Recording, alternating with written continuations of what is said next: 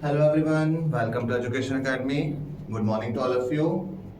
Yes, class 12 biology NEET. We are continuing chapter human reproduction. अब आपको हमको बहुत ह्यूमन रिप्रोडक्शन में पढ़ लिया, बहुत सारी चीजें पढ़ ली. अब क्या रह गया? लास्ट लेक्चर में हमने क्या कर लिया कि भाई हमने बेबी डेवलपमेंट बना तो लिया, बच्चा बन तो गया पूरा, बट अभी उससे आगे की प्रोसेस जो last topic of this chapter parturition and lactation कि हमने लास्ट लेक्चर में देखा, हमने fully develop after the 9 month of pregnancy भी क्या पढ़ लिया था हमने, पूरा बेबी जो फिटस था आपका पूरा डेवलप हो चुका था, लेकिन उससे आगे की प्रोसेस वो इस वर्ल्ड में आएगा कैसे, उसकी प्रोसेस को हम आगे पढ़ते हैं, पार्चुरेशन एंड लैक्टेशन. ठीक है, अब आपको before starting the topic parturition, आपको याद हो लास्ट लेक्चर में हमने लास्ट टाइम पे डिस्कस किए थे दो वर्ड, ब्लास्टोस तो आप पढ़ के आ रहे हो, लेकिन एक नया वर्ड हमने यूज किया था गैस्ट्रुला. मैंने आपको बोला भी था गैस्ट्रुला का पढ़ना, आपने पढ़ा किसने क्या होता है गैस्ट्रुला.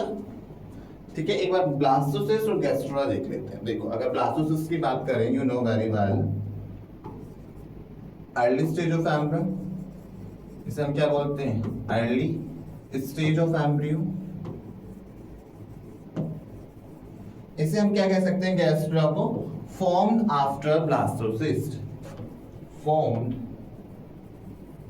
After blastocyst. और ये किसके बाद बनता है ब्लास्टोसिस्ट, मोरुला. मोरुला पढ़ा था 8 to 16 सेल हमारी स्टेज होती है, कौन सी होती है, मोरुला होती है. मोरुला के बाद क्या बनता है ब्लास्टोसिस्ट. लेकिन जो गैस्ट्रुला होता है वो किसके बाद बनता है, ब्लास्टोसिस्ट के बाद बनता है हमारा gastrula.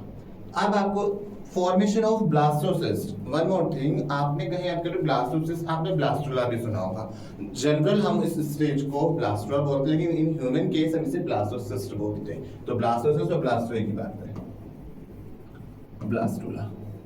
And formation of blastocyst और blastula is known as blastulation. अगर आपसे पूछे व्हाट इज ब्लास्टुलेशन, तो formation of blastocyst or blastula is known as blastulation. Same as formation of gastrula is known as gastrulation. तो समझ में आया, blastulation and gastrulation क्या होगा. Blastulation is the formation of blastocyst and gastrulation is formation of gastrula.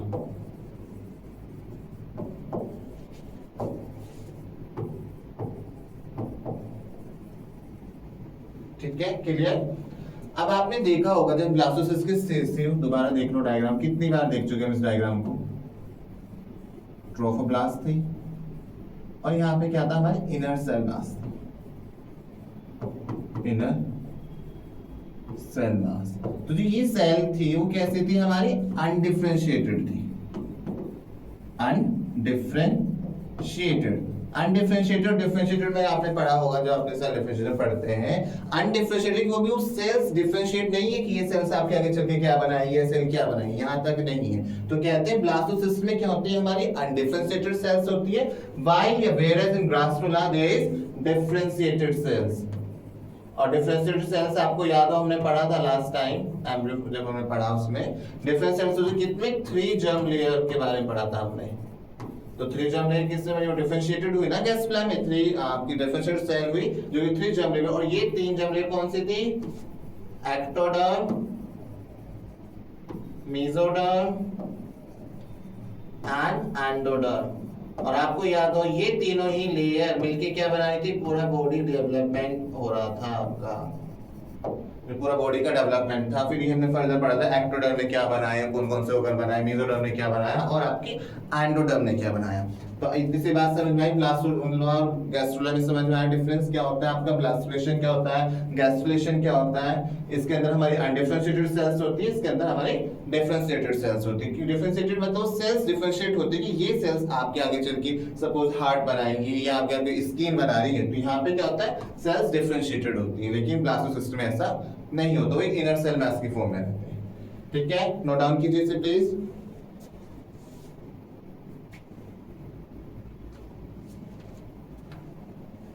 Term देखो, फिर दोबारा मैं यहाँ पे टर्म आती है ब्लास्टुलेशन, ब्लास्टुलेशन.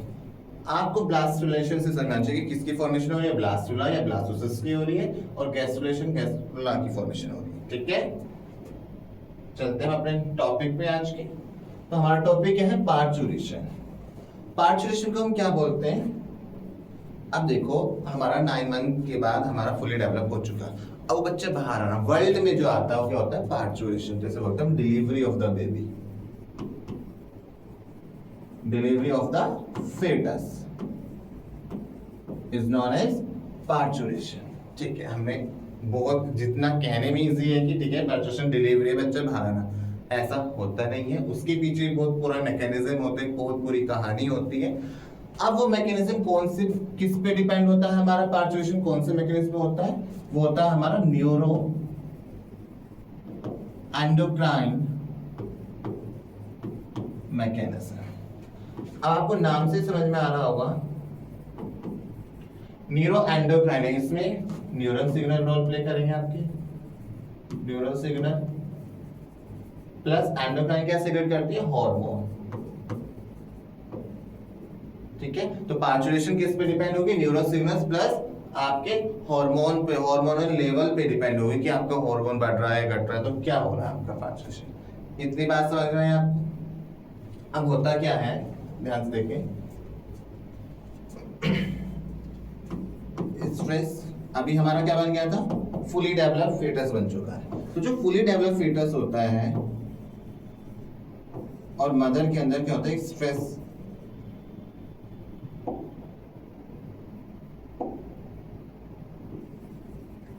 स्ट्रेस होता है जो क्या करता है, प्लेसेंटा में एक हार्मोन रिलीज करता है जिसे हम बोलते हैं ह्यूमन कॉर्टिकोट्रोपिन, ह्यूमन कॉर्टिकोट्रोपिन। अब आपको ये ट्रोपिन हमने कई बार पढ़ लिया। बेसिकली क्या होता है, ट्रोपिन या ट्रोपिन फैक्टर, ग्रोथ फैक्टर जो कि ग्रोथ कराता है। अब ये प्लेसेंटा ह्यूमन कॉर्टिकोट्रोपिन क्या कराता है आपका, किस पे एक्ट करता है, पिट्यूटरी, पिट्यूटरी ग्लैंड पे, जो क्या करता है आपका ACTH रिलीज करता है।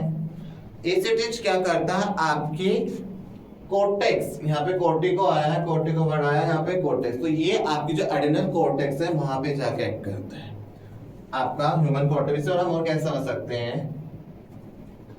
हाइपोथैलेमस होती है, मास्टर ऑफ मास्टरग्राम, हाइपोथैलेमस से कैसे रिलीज हुआ आपका, पिट्यूटरी पे एक्ट कर रहा है, पिट्यूटरी से क्या रिलीज हुआ, एक यहाँ पे हार्मोन होता है CRH, कॉर्टिकोइड रिलीजिंग हार्मोन। CRH क्या होता है, कॉर्टिकोइड रिलीजिंग हार्मोन। पिट्यूटरी पे गया है, इसने क्या रहा, ACTH को एक्ट करा, ACTH किस पे करेगी, आपकी एडेनल कॉर्टेक्स, एडेनल कॉर्टेक्स। अब ये क्या करेगा, जब पिट्यूटरी ACTH पे जाएगा, ये आपका क्या होगा, अब यहाँ पे क्या है, मदर और fetus दोनों रोल प्ले, प्लेसेंटा आपका मदर और fetus दोनों कनेक्ट करता है, इसके थ्रू ये आपका fetus के एडेनल कॉर्टेक्स पे और मदर के दोनों पे करेगा। fetus adrenal cortex and adrenal cortex of mother.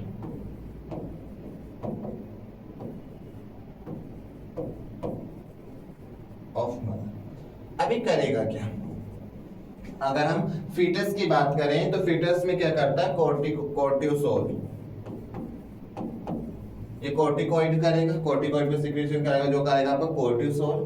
Cortisol से क्या होता है, लैसेथिन, लैसेथिन सीक्रेट होता है। अब लैसेथिन करता क्या है, अगर हम रेस्पिरेटर की बात करें, वहां पे आपने रेस्पिरेशन लंग्स में हम पढ़ते हैं एल्वोलाई, जहां पे एक्सचेंज ऑफ गैसेस होता है। अब क्या है, अभी तक हम बात करें कि फीटस है, वोम में है, मदर के वोम में है बच्चा, तो अभी वो क्या कहा कर रहा है, प्लेसेंटा के थ्रू एक्सचेंज हो रही गैसेस। अभी तक अगर हम बात करें तो उसका जो रेस्पिरेटरी सिस्टम है, उसका स्विच ऑन नहीं हुआ, उसके लंग्स अभी वर्क नहीं कर रहे हैं, वो सांस अपने उतने किसके थ्रू ले रहा है, वो सिर्फ प्लेसेंटा मदर की हेल्प से ले रहा है। तो ये लैसेथिन क्या कराता है, हमारे जो एल्वोलाई में क्या कराता है, it prevent collapsing of alveoli और लंग्स आप बोल सकते हो। बेसिकली क्या करता है, जो कोलैप्सिंग एल्वोलाई की है क्योंकि अभी तक काम नहीं कर रहा, अभी आपके फिटस में जो वॉम में अभी फिटस है उसमें भी रेस्पिरेटरी सिस्टम या आपका लंग्स वर्क नहीं कर रहा क्योंकि अभी वो एक्सचेंज ऑफ गैसेस किससे तो कर रहा है, मदर के थ्रू कर रहा है, प्लेसेंटा के थ्रू कर रहा है। तो उसके लिए यहाँ पे लेसिथिन वर्क करता है, जब वो फिटस से कोर्टेक्स एडेनोकोर्टेक्स से करता है, कोर्टिसोल लेसिथिन कराता है जो कि क्या कराता है, प्रिवेंट करता है कोलैप्सिंग ऑफ एल्वोलाई। सेम आपका उसी टाइम पे हमारा एसिटिस से अगर हम बात करें तो किस पे भी एक्ट कर रहा है, एडेनोकोर्टेक्स ऑफ मदर। अब इसमें एडेनोकोर्टेक्स ऑफ मदर में क्या करता है, ये कराता है ये भी कोर्टिसोल और सेक्स कोर्टिकोइड्स दोनों पे एक्ट करता है। 6 कॉर्टिकॉइड्स, स्पेस नहीं है। नेक्स्ट स्लाइड लेते हैं अभी।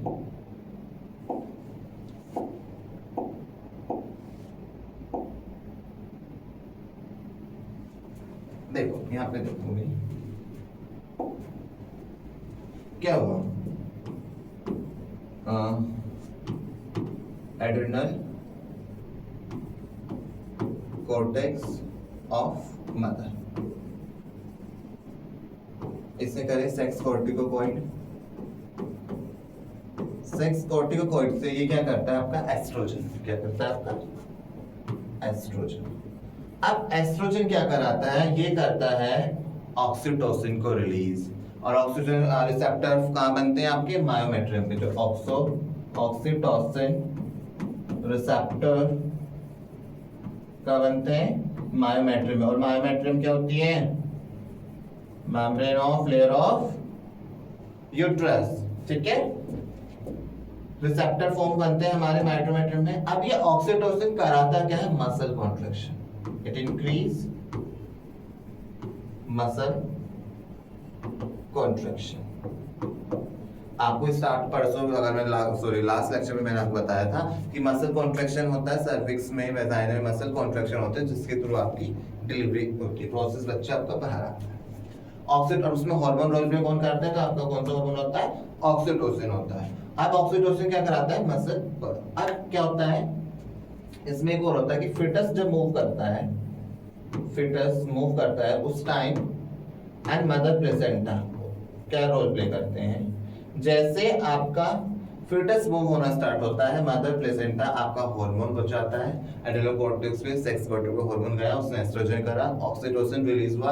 अब ऑक्सीटोसिन पहले कहां जाएगा, पोस्ट पिट्यूटरी, पिट्यूटरी पे तो गया। ये अगर हम बात करें प्रोसेस कहां से स्टार्टिंग कहां से चल रही है, पिट्यूटरी से चल रही है, ये जाता है पोस्ट पिट्यूटरी पर पहुंचा, वहां पे किसे करता है सिग्नल लेके जाए, वहां पे किसे बोलेगा ऑक्सीटोसिन को, भैया निकलना है, टाइम हो रहा है, आपको रिलीज होना है, इंक्रीज होना है, इसका लेवल आपका इंक्रीज होगा।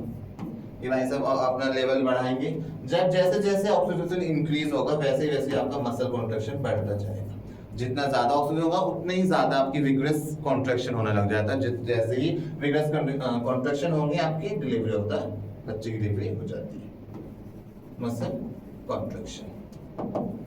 अगर ऑक्सीडेशन बढ़ रहा है तो मसल क्या हो रहा है, आपके मसल कॉन्ट्रैक्शन भी आपका इंक्रीज हो रहा है।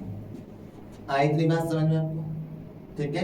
ये था हमारा, क्या था हमारा, ये न्यूरो एंडोक्राइन मैकेनिज्म, किस तरीके से आपका फिटस और मदर के हार्मोन और न्यूरल सिग्नल्स किस तरह से वर्क करते हैं। अब बात करें हम इसकी फेजेस की, अगर हम बात करें तो पार्चुरेशन में कितने फेज होते हैं, 3 फेज होते हैं, अभी हम पढ़ेंगे, इसे नोट डाउन कीजिए एक बार, यस इसे नोट डाउन कीजिए।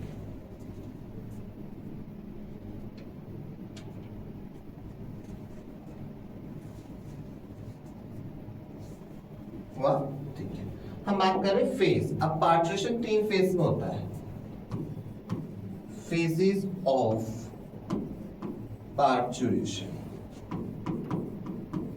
3 फेज है।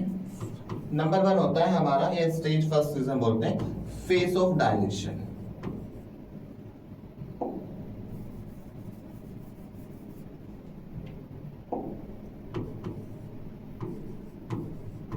Phase of dilation. डायलेशन में होता क्या है, अगर हम डायलेशन की बात करें, सर्विक्स, इसमें क्या होता है, सर्विक्स में कॉन्ट्रैक्शन होता है, सर्विक्स डायलेट करता है अपने आप को, सर्विक्स डायलेट्स। इसमें क्या करता है, जब सर्विक्स डायलेट करता है तो क्या करता है, आपका कॉन्ट्रैक्शन स्टार्ट करता है, और जैसे ही मैंने पीछे बताया कॉन्ट्रैक्शन स्टार्ट होगा, विगस कॉन्ट्रैक्शन होगा, बेबी डिलीवरी ना हो। तो सबसे पहले क्या हो रहा है, सर्विक्स डायलेट कर रहा है, जिसकी वजह से आपका कॉन्ट्रैक्शन इंक्रीज हो रहा है, मसल कॉन्ट्रैक्शन इंक्रीज हो रहा है। फर्स्ट स्टेप ये हुआ। सेकेंड फेज की बात करें हम, तो फेज या stage of expression, expulsion. Expulsion क्या होगा हमारा, एक्सपल्शन का मतलब होता है एक्सपेल आउट। इस फेज में क्या होता है कि जो हमारा बेबी वो एक्सपेल आउट होता है। इसमें क्या कंडीशन होती है कि आपका जो बेबी है,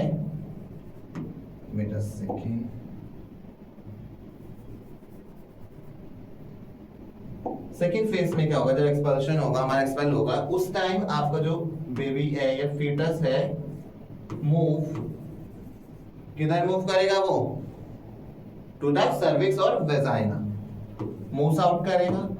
एंड नॉर्मल डिलीवरी होती है, जो हमारी नॉर्मल डिलीवरी की बात करें, आपका हेड सबसे पहले बाहर आना चाहिए। आपने सुना होगा ऑपरेशन या सी सेक्शन, हम सर्जन की बात करें तो उस टाइम क्या होता है कि आपका फिटस या बेबी जो होता है मूव नहीं कर पाता, हेड बाहर नहीं होता, हेड नहीं होता स्टार्टिंग में। अगर हेड, क्योंकि हेड क्या होता है, ज्यादा बल्की पार्ट होता है, ज्यादा बेस पार्ट, उससे पार्ट हैवी होता है, अगर वो बाहर आता है तो उसके बाद नॉर्मल होता है। लेकिन अगर ऐसा नहीं होता तो उसमें क्या होता है, सीजर या ऑपरेशन होता है।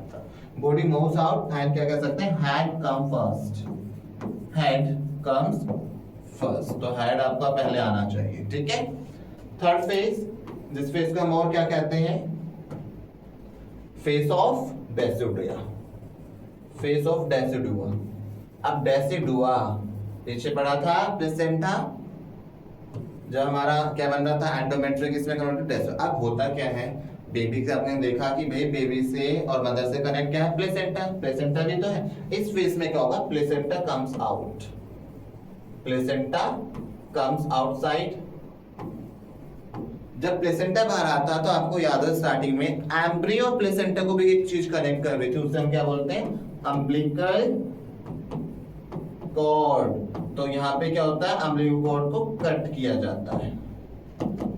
प्लेसेंटा बाहर आया, प्लेसेंटा बाहर आने के बाद जो अम्बिलिकल कॉर्ड को कनेक्ट किया जाए, आपने देखा होगा, और फिर उसे स्टिच किया जाता है। सब बोल देखा होगा आपने, जब छोटे बच्चे देखोगे, इन्फेंट, एक वर्ड और आता है इन्फेंट, शायद मैंने उस दिन में डिस्कस किया था। इन्फेंट और बेबी नहीं बोलते कभी। इन्फेंट क्या होता है, जैसे आप हिंदी बोलते हैं नवजात शिशु, आफ्टर डिलीवरी से और एक 1 ईयर तक उस बच्चे को हम इन्फेंट बोला जाता है बेसिकली, ठीक है। फेजेस समझ में आए, 3 फेजेस हैं आपके द्वारा सुने, phase of dilation, phase of expansion and phase of decidua. Phase of dilation में क्या होता है, सर्विक्स डायलेट करता है, कॉन्ट्रैक्शन होता है, जिसकी वजह से बेबी बाहर की तरफ मूव करने की स्टार्ट कोशिश करता है। फेज ऑफ एक्सेल में होता है बाहर जाता है, जिसमें आपका हेड पहले आना चाहिए मूव करने के लिए। फेज ऑफ डेसिडुआ में क्या होता है कि जब हमारा बेबी बाहर आता है, फिटस बाहर आता है, तो उसके साथ हमारा क्या बाहर आएगा, प्लेसेंटा आएगा, प्लेसेंटा के साथ आती है अम्बिलिकल कॉर्ड, जिसे हम करते हैं बाद में, ठीक है। इतनी बात समझ में आई आपको। और सर हम और क्या बोलते हैं, सर्विक्स और वेजाइना को प्लस बर्थ कैनाल, इसे हम क्या बोलते हैं, बर्थ कैनाल, जिसके थ्रू आपका बेबी बाहर आता है, उसे क्या बोला जाता है, बर्थ कैनाल। और क्या होता है, सर्विक्स प्लस वेजाइना, ठीक है। छोटे छोटे पॉइंट पूछ जाते हैं, देख लिया करो, ठीक है। तो इतनी बात समझ में आई, ठीक है। चलो अब जितनी हमने कहानी पढ़ी, इसी बार थ्योरी से देख लेते हैं, उससे आपको थोड़ी और क्लियर हो जाएगा। तो कोई डाउट है, एनसीईआरटी नहीं छोड़नी है आपको, NCERT you have to read regularly, you know, every the line of NCERT is very meaningful, ठीक है। पार्चुरेशन क्या कह रहा था, average duration of human pregnancy is about 9 month, which is called gestation period, या जेस्टेशन पीरियड बोला जाता है, गेस्टेशन पीरियड बोलते हैं। ये हम लास्ट लेक्चर में डिस्कस कर चुके हैं। गेस्टेशन पीरियड ह्यूमन में रेड का पढ़ा था, उसमें कैसे कैसे होता है। गेस्टेशन पीरियड क्या होता है, जो एवरेज, अगर हम ह्यूमन प्रेगनेंसी की बात करें, एवरेज होता है 9 मंथ, इससे ऊपर नीचे होता है, जो एवरेज है। Vigorous contraction of the uterus at the end of pregnancy causes expulsion and delivery of the fetus. बड़ा हमने contraction क्या करता है, आपकी डिलीवरी में हेल्प कराता है। The process of delivery of the fetus, childbirth, is called parturition. तो क्या होता है, डिलीवरी ऑफ द बेबी या डिलीवरी ऑफ द fetus क्या बोलता है आपका, parturition कहलाता है। Parturition induced by complex neuroendocrine mechanism. तो पार्चुरेशन होता कैसे, पार्चुरेशन कैसे कराया जाता है, उसमें क्या रोल, कौन सा मैकेनिज्म होता है, न्यूरो एंडोक्राइन मैकेनिज्म होता है। The signal for parturition originate from the fully developed foetus. Yes, question आता है कि जब पार्चुरेशन के लिए डिलीवरी के जो सिग्नल है वो मदर से आते हैं या फिटस से आते हैं, कहां से आते हैं? अब मदर और बेबी दोनों कनेक्टेड है तो क्या होगा, दोनों जगह से आते हैं। ये लिखा हुआ है कि जो सिग्नल है पार्चुरेशन के वो फुली डेवलप्ड फीटस से भी होते हैं, plus placenta which induce myuterine contraction called fetal ejection reflex, और इसे हम क्या बोलते हैं, fetal ejection reflex ही बोलते हैं। This trigger release of oxytocin, और क्या होता है जब ट्रिगर होता है हमारे एंडोक्राइन मैकेनिज्म में, जब हमारा इंड्यूस सिग्नल आता है हार्मोन में, तो क्या कौन सा हार्मोन सिग्नल होता है, ऑक्सीटोसिन, जो कि कहां से होता है, मैटरनल पिट्यूटरी। देखो हमने बात करी कि सिग्नल कहां से आ रहे हैं, मदर एंड फिटस दोनों, लेकिन अगर बात करें ऑक्सीटोसिन, ऑक्सीटोसिन कहां से रिलीज होती है, मैटरनल पिट्यूटरी, मदर की पिट्यूटरी से होती है, जो कि क्या करता है हमारा, act on the uterine muscle, uterine muscle जो कि यूट्राइन मसल कॉन्ट्रैक्शन कराएगा, causes the strong uterine contraction, ज्यादा से ज्यादा कॉन्ट्रैक्शन होंगी, which in turn stimulate further secretion of oxytocin. Stimulatory reflex between the uterine contraction and oxytocin secretion continue, resulting in strong and stronger contraction. जैसे जैसे आपका contraction बढ़ता जाएगा, oxytocin secretion होगा, वैसे वैसे आपका stronger to stronger contraction होगा, जो क्या कर देगा, this lead to expulsion of the baby out of the uterus through the birth canal. उसे हम क्या बोलते हैं, पार्चुरेशन। जैसे आपका कॉन्ट्रैक्शन होंगे, आपके स्ट्रॉन्ग टू स्ट्रॉन्ग कॉन्ट्रैक्शन होगा, आपका क्या हो जाएगा, बेबी क्या हो जाएगा, एक्सपल्शन, बाहर की तरफ हो जाएगा। Soon after the infant is delivery, देखो infant आगे भाई is delivered, the placenta is also expelled out of the uterus, तो प्लेसेंटा भी बाहर आता है और अम्बिलिकल कॉर्ड आपकी क्या हो जाती है, कट हो जाती है। आई इतनी बात समझ में, एक एक लाइन हो गया क्लियर आपको? यस, ठीक है, देखिए इसे एक बार। ओके, चलते हैं नेक्स्ट पे।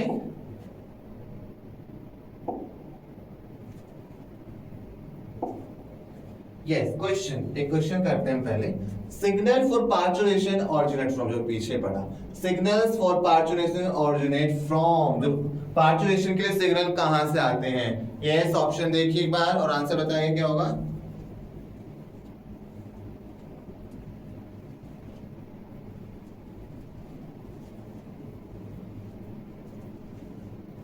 यस, देखते हैं क्या कह रहा है, signal for parturition originate from, कि जो पार्चुरेशन के लिए सिग्नल है वो कहां से आपके ओरिजिनेट होते हैं। तो नंबर 1 क्या दे रखा, full developed foetus only, no, सिर्फ फीटस से नहीं होते। प्लेसेंटा ओनली, नो, सिर्फ प्लेसेंटा भी नहीं होता। Oxytocin release from maternal pituitary, देखो इसने एक बात तो सही की कि ऑक्सीटोसिन रिलीज हो रहा है मैटरनल पिट्यूटरी, ठीक है ये तो है, लेकिन ये आंसर हमारे इस क्वेश्चन में फिट नहीं है, क्योंकि वो पूछा ओरिजिनेट कहां से हो रहे हैं आपके सिग्नल। तो इसका ऑप्शन कौन सा होगा, second, both placenta as well as fully developed foetus. तो मैंने पहले ही बताया जब हमारे सिग्नल रिलीज होते हैं वो कहां से दिखाया था, मैंने मदर को भी दिखाया और फीटस का भी दिखाया, तो प्लेसेंटा प्लस फीटस, और प्लेसेंटा किसका पार्ट है, यस मदर। आई बात समझ में? नेक्स्ट क्वेश्चन देखते हैं। In human adult female oxytocin क्या करता है, हमारा ऑक्सीटोसिन क्या कराने की बात करें, stimulates pituitary to secrete vasopressin, no, कहीं पढ़ा ही नहीं हमने वैसोप्रेसिन का भी। Stimulate growth of mammary gland, yes ये हो सकता है। Is secreted by anterior pituitary, yes anterior pituitary से होता है, नहीं, कौन सी पिट्यूटरी होती है वो, पोस्ट पिट्यूटरी होती है। ऑप्शन 1 क्या कह रहा है, causes strong uterine contraction during parturition, आपका क्या कराता है, ऑप्शन नंबर, आंसर क्या, ऑप्शन नंबर 1, ये क्या कराता है, स्ट्रॉन्ग यूट्राइन ड्यूरिंग कॉन्ट्रैक्शन कराता है ड्यूरिंग पार्चुरेशन। ठीक है, मैंने बताया जैसे जैसे आपका ऑक्सीटोसिन बढ़ेगा वैसे ही आपका क्या होता है, क्या होगा, कॉन्ट्रैक्शन, मसल कॉन्ट्रैक्शन इंक्रीज होगा। अब देखो, अभी हमने पिछले फेज पढ़े तो मैंने आपको एक बात बताया कि अगर हमारा डिलीवरी नहीं होती नॉर्मल, क्योंकि हेड नहीं है, तो हम क्या कराते हैं, ऑब्जर्वेशन कराते हैं। वन मोर थिंग, अगर फीमेल की बॉडी में ये लेवल कम, इस हार्मोन का लेवल क्या हो आपका, ऑक्सीटोसिन, ऑक्सीटोसिन क्या है आपका, डिक्रीज, कम लेवल में है, कम अमाउंट में है, तो क्या होता है, तो भी डिलीवरी भी आपकी नॉर्मल पे होती है। तो क्या करते हैं डॉक्टर, आपने देखा डॉक्टर इंजेक्शन लगाते हैं। तो पूछा जाता है किस चीज का इंजेक्शन लगाते हैं, उसमें क्या होता है, ऑक्सीटोसिन। वो इंजेक्शन होता है हमारा ऑक्सीटोसिन का, जो क्या करता है आपकी बॉडी में जाके ऑक्सीजन लेवल को इंक्रीज करेगा। और जब फीमेल बॉडी में ऑक्सीजन लेवल इंक्रीज होगा ऑक्सीटोसिन, तो क्या होंगे आपके मसल कॉन्ट्रैक्शन होंगे, यूट्राइन कॉन्ट्रैक्शन ज्यादा से ज्यादा होंगे, जिससे आपकी पार्टुरेशन और डिलीवरी ऑफ द बेबी हो जाएगी। आई इतनी बात समझ में? तो पूछा जाता है कि जो डॉक्टर इंजेक्शन देते हैं वो किस चीज का देते हैं, तो ऑक्सीटोसिन का होता है। ठीक है, क्लियर? ओके, चलिए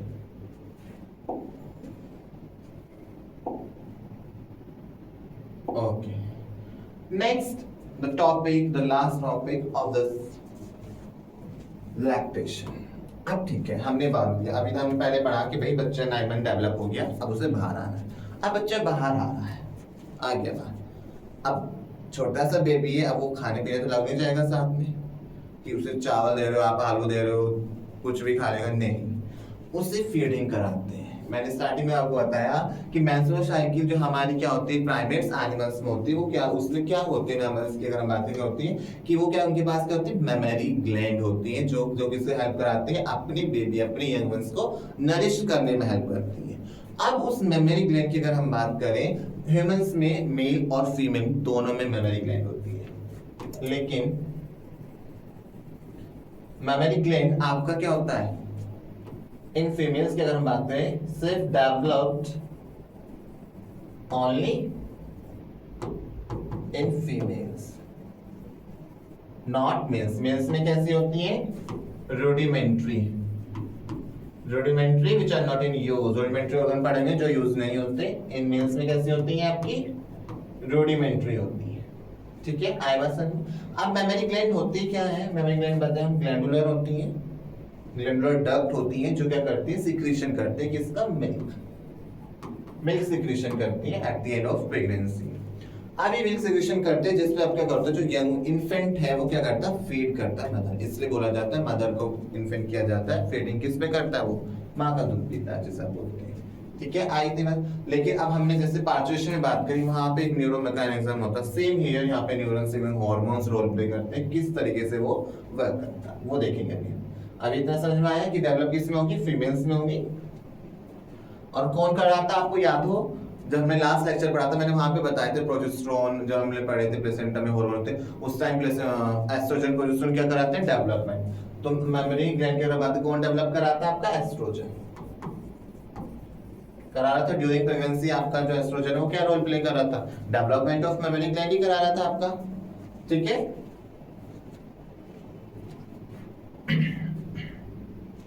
तो हम बात करें एस्ट्रोजन क्या कराता है, आपने इसका स्ट्रक्चर पढ़ा होगा, जब आपने पार्ट्स पढ़ा होगा, फीमेल रिप्रोडक्टिव सिस्टम पढ़ा होगा, तो वहां पे स्ट्रक्चर पढ़ लिया होगा आपने मेमोरी ग्लैंड का, किस तरीके से पार्ट, उसमें निप्पल होता है, उसके अंदर आपकी एल्वोलस होता है, मायोपेथियल सेल्स प्रेजेंट होती हैं, फैट डिपॉजिट होता है उसमें, वो आपने सब पढ़ा होगा।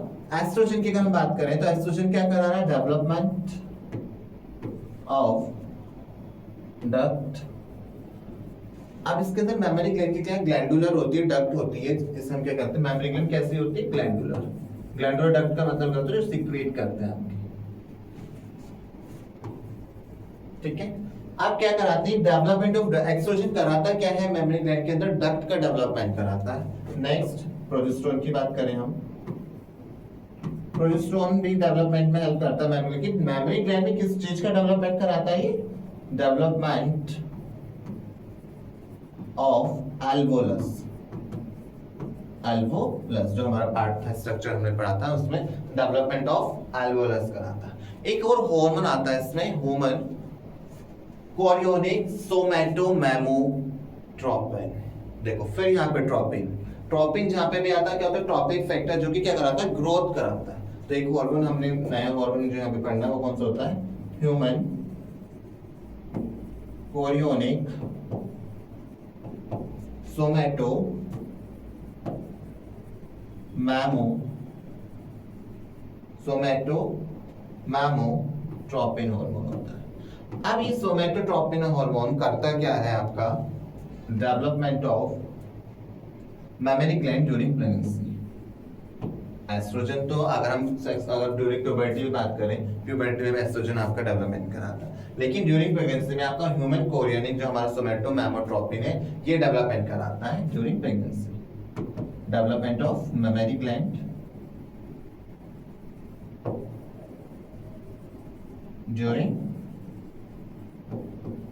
प्रेगनेंसी। इतनी बात समझ में आई आपको? ठीक है, कराया ये इतना समझ में आया कि एस्ट्रोजन क्या करा रहा है, प्रोजेस्टेरोन डेवलपमेंट एल्वोलस करा रहा है, ह्यूमन कोरियोनिक कराता है development of mammary gland during pregnancy. अब यहाँ पे भी क्या होता है हमारा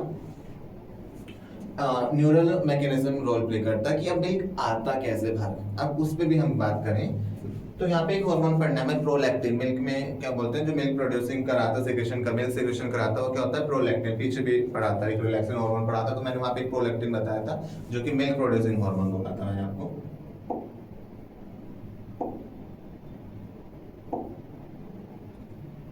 ये पीछे आ जाएगा उसे पे ही।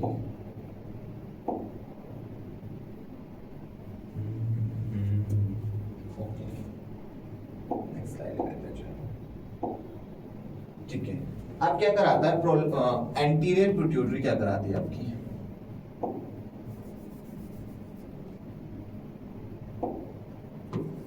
एंटीरियर पिट्यूटरी से होता है हमारा प्रोलैक्टिन हार्मोन। प्रोलैक्टिन जो क्या करता है, सिक्रीशन ऑफ मिल्क। क्या कराता है प्रोलैक्टिन आपका, secretion of milk.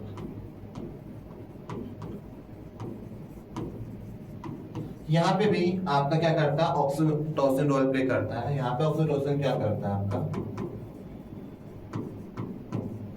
Help in releasing और इजेक्शन ऑफ मिल्क, रिलीजिंग और इजेक्शन ऑफ मिल्क।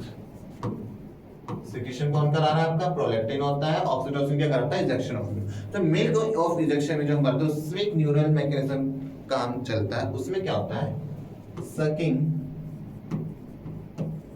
action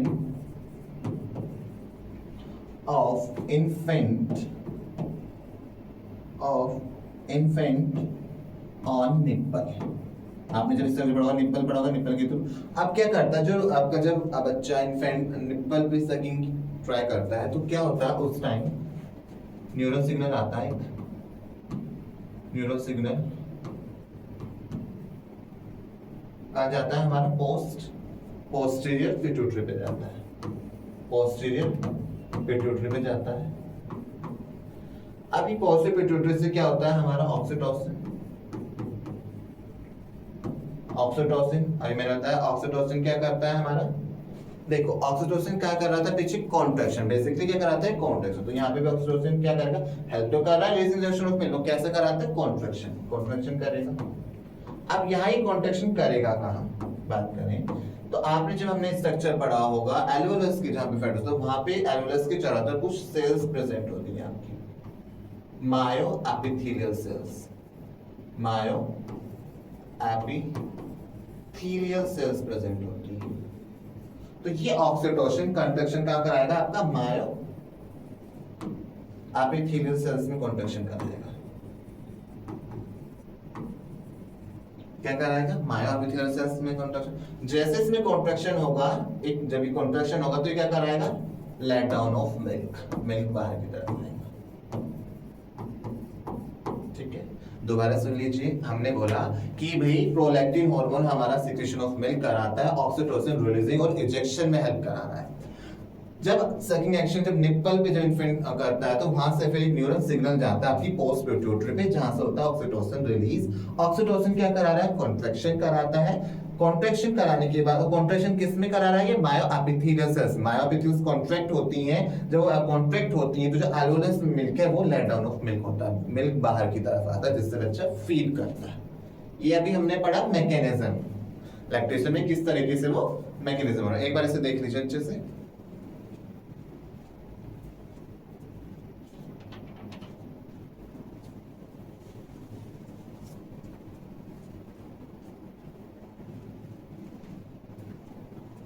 आई बात इतनी समझ में आपको? अब आपने देखा होगा, चलो अभी बता ही देते हैं।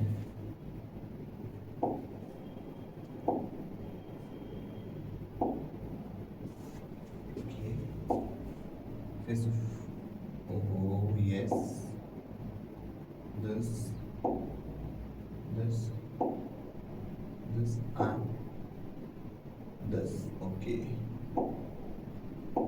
चलो इसे भी हम कर लेते हैं थोड़ा सा यहाँ पे। कोलेस्ट्रॉम, आपने एक वर्ड सुना होगा कोलेस्ट्रॉम। कोलेस्ट्रॉम होता क्या है?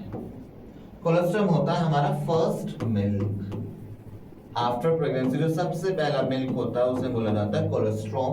इससे हमने स्पेसिफिक नाम ही क्यों दिया कोलेस्ट्रॉम? उसके कुछ फीचर्स होते हैं। क्यों? क्योंकि ये क्या होता है, येलो इन कलर होता है। क्या होता है आपका? येलो इन कलर होगा। Second, it is very important for infant. क्या चाहता है, स्टार्टिंग का दो बच्चे के लिए बहुत जरूरी होता है। अब उसका रीजन क्या है? देखो, बच्चा आपके कहा था वोम में था 9 मंथ। अब वो एनवायरनमेंट से पहले तो एक्सपोजर था नहीं था, लेकिन जैसे ही बाहर वो एनवायरनमेंट से एक्सपोजर होगा, उस एनवायरनमेंट में सरवाइव करने के लिए, आपकी इन्फेक्शन से बचने के लिए, डिफरेंट वायरस बैक्टीरिया से बचने के लिए उससे क्या चाहिए? उसका इम्यून सिस्टम स्ट्रांग होना चाहिए। उससे क्या चाहिए? एंटीबॉडी, जो भी हम पढ़ने वाले हैं। एंटीबॉडी क्या बोलो बच्चे, अगर हम सुने एंटीबॉडी होता क्या, तो हम कह सकते हैं कोलेस्ट्रॉल में क्या प्रेजेंट होती थी? Antibody. They have antibodies. Antibody कौन सी होती है? Mostly IG. एंटीबॉडी होती क्या है आपकी? ग्लाइकोप्रोटीन्स होती हैं, जिन्हें हम और क्या बोलते हैं? Soldiers of our. हमारे सेल, जो हमारे सोल्जर्स बोले जाते हैं, या हमारे सेल्स के सोल्जर्स होते हैं, जो उन्हें प्रोटेक्ट करते हैं from infection, from bacteria and virus. ठीक है, तो एंटीबॉडी कहां से मिल रही है अभी मदर को, सॉरी इन्फेंट को? फ्रॉम मदर मिल्क, जिसमें आईजी होती है। एंटीबॉडी कौन होती है हमारी? आईजीजी। आईजी किसे रिप्रेजेंट करता है? एंटीबॉडी। अभी हम आपके जो आगे वाला सिलेबस इसी में ही हम कंटिन्यू भी करेंगे, पढ़ेंगे भी डिटेल में। एक होती है आईजी, जो क्या होती है आपकी प्लेसेंटा के थ्रू जाते हैं फीटस में। ठीक है, आईजीजी जो होता है वो किसके थ्रू जाती है? हमारे थ्रू प्लेसेंटा के थ्रू आती है बच्चे में एंटीबॉडी। ठीक है, एंटीबॉडी है इसके अंदर आपकी आईजी। अब एंटीबॉडी क्या करा रही? मैंने बोला कि ये क्या होती है? सोल्जर्स होती है जो आपको इन्फेक्शन से बचाए। तो इसलिए जो कोलेस्ट्रॉल होता है, जो फर्स्ट मिल्क होता है, वो बहुत जरूरी होता है। कैसी इम्यूनिटी होती है हमारी? Passive immunity. इम्यून सिस्टम पढ़ा होगा आपने, इम्यूनिटी के बारे में सुना होगा कि इसकी इम्यूनिटी अच्छी है, उसकी इम्यूनिटी कम है। जिसकी ज्यादा इम्यूनिटी होती है वो कम बीमार होते हैं, जिसकी वीक इम्यूनिटी होती है वो ज्यादा, अगर उन्हें इन्फेक्शन होते हैं ज्यादा उसमें उसे टॉलरेट नहीं कर पाते आपकी। ठीक है, कोलेस्ट्रॉल भी पढ़ा, तो कोलेस्ट्रॉल समझ में आया देखने से एक बार। अब क्या कोई कहता है कि फर्स्ट मिल्क होता है, बच्चा तो बहुत टाइम तक दूध पीता है, लेकिन जो स्टार्टिंग ऑफ से कोलेस्ट्रॉल क्यों बोला? क्यों? क्योंकि इसमें येलो इन कलर है आपकी एंटीबॉडी। लेकिन जैसे जैसे लेटर ऑन की बात करें तो आपका मिल्क जैसे येलो तो व्हाइट इन कलर होता है, व्हाइट इन कलर, जिसमें क्या होता है? लेस एंटीबॉडी होती है, या तो होंगी नहीं एंटीबॉडी या लेस होती है। उसमें क्या होता है? लैक्टोज। सिर्फ उसमें क्या, उस मिल्क में क्या प्रेजेंट होता है? लैक्टोज। और लैक्टोज क्या होती है आपकी? Milk sugar. तो मिल्क में कौन सी शुगर प्रेजेंट होती है पूछा जाए तो कौन सी होती है आपकी? लैक्टोज। ठीक है, आई इतनी बात समझ में? चले आगे। ठीक है, अब एक बार थोड़े से देखते हैं lactation. The mammary gland of the female undergo differentiation. Mammary gland क्या होती है आपकी? डिफरेंशिएशन होती है during pregnancy and start producing milk towards the end of pregnancy by the process called lactation। तो lactation समझ में आया कि जो हमारी मेमोरी ग्लैंड डिफरेंशिएट होती है and at the end of pregnancy आपका मिल्क प्रोड्यूसिंग आपको स्टार्ट होना जाता है, उसे बोलते हैं लैक्टेशन। अब ये लैक्टेशन कराता क्या है? This help the mother in feeding the newborn. जो हमारा न्यूबॉर्न या इन्फेंट है उसे फीड कराने में हेल्प करता है। This milk produce during the initial, जो मिल्क हमारा ड्यूरिंग द इनिशियल मिल्क ना, फर्स्ट मिल्क जिसे बोलते हैं लैक्टेशन का, उसे क्या बोला जाता है?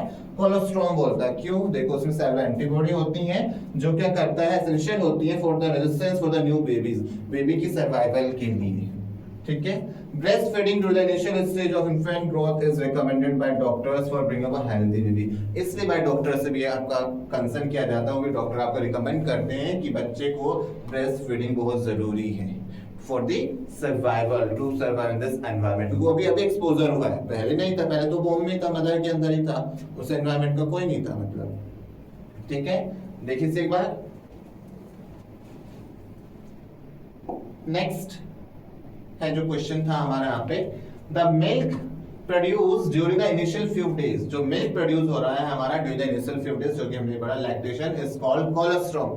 यहाँ पे आपको देखो क्वेश्चन पूछ लिया जाता कि उस मिल्क को हम क्या बोलते हैं, ऑप्शन यहाँ पे आपको दे रखा है, लेकिन उससे पूरा विच कंटेन, यहाँ पे दे रखा है फ्रक्टोज। नहीं, शुगर होती है, यस फ्रक्टोज शुगर, मिल्क के अंदर भी शुगर होती है, लेकिन वो कौन सी शुगर होती है, लैक्टोज। तो आप ये नहीं हो सकता, फैट नहीं होता आपका, हार्मोन्स नहीं होते आपके, क्या होते हैं, एंटीबॉडी। तो इसका आंसर क्या है, एंटीबॉडी। तो उस कोलेस्ट्रॉल में मेन क्या होता है हमारा, एंटीबॉडी होता है, जो बहुत जरूरी होता है बच्चे की सर्वाइवल के लिए, क्योंकि वो उसका इम्यून सिस्टम बनाते हैं। आई बात समझ में? ठीक है, एक बार दोबारा देख लीजिए। बेसिकली हमने इस टॉपिक में क्या पढ़ा हमने आज,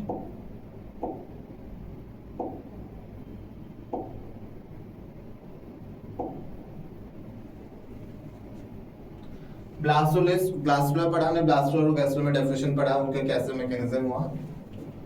मेन टॉपिक हमारा था इसमें पार्चुरेशन। हमने जैसे बोला कि पार्चुरेशन क्या होती है, डिलीवरी ऑफ द बेबी होती है, जिसमें हमारा न्यूरो एंडोक्राइन मैकेनिज्म होता है, neuro for neuro signal, endocrine से यहाँ हार्मोन की बात करें, किस तरीके से हमारे प्लेसेंटा जो फिटस है आपका, प्लेसेंटा से हार्मोन सीक्रेट हो रहे हैं, वो एड्रेनल कॉर्टेक्स में दोनों जाके एक्ट कर रहे हैं। फिटस में कॉर्टिकोइड लैसिथिन कर रहा है, जो कि प्रिवेंट कर रहा है कोलैप्सिंग ऑफ एल्वोलाई या लंग्स।